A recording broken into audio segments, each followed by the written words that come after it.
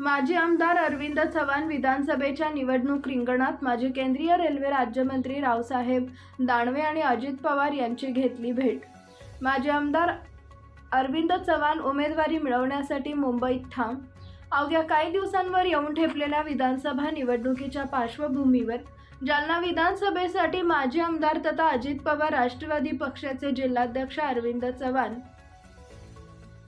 यांनी जोरदार तयारी केली असून त्यांनी बुधवार दिनांक 18 सप्टेंबर 2024 रोजी सकाळी 11:30 वाजता राष्ट्रवादी अजित पवार गटाचे राष्ट्रीय अध्यक्ष अजित पवार यांची भेट घेतली। दरम्यान या भेटीत सकारात्मक चर्चा झाल्याची माहिती राष्ट्रवादी अजित पवार गटाचे तालुका अध्यक्ष संतोष ढेंगळे यांनी दिली। जालना विधानसभेची जागा ही राष्ट्रवादी अजित पवार गटाला सुटली पाहिजे, यासाठी माजी आमदार अरविंद चव्हाण यांनी जोरदार फिल्डिंग लावली आहे।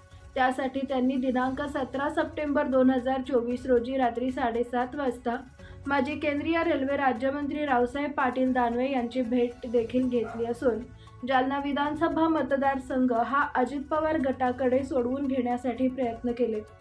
माजी आमदार अरविंद चव्हाण यांनी जालना विधानसभा मतदारसंघातून निवडणूक लढवण्यासाठी पूर्ण तयारी केली। त्यासाठी त्यांनी आपल्या पारड्यात तिकीट पाडून घेण्यासाठी मुंबईच्या चक्रा वाढवल्या। त्यांनी आज युवा नेते धैर्यशील भैया चव्हाण यांनी शिष्टमंडळासह अजित पवार यांची भेट घेतली असून जालना विधानसभेची जागा राष्ट्रवादीकडे सोडवून घेण्याची मागणी केली। माजी आमदार अरविंद चव्हाण उमेदवारी मिळवण्यासाठी मुंबईत ठाम असून त्यांनी माजी राज्यमंत्री अर्जुनराव खोतकर यांच्यात अडचणी वाढवण्याची शक्यता निर्माण झालेली आहे। दरम्यान अजित पवार यांनी सकारात्मक चर्चा केली असून अरविंद चव्हाण यांना उमेदवारी निश्चित असल्याचे कार्यकर्ते सांगत आहेत।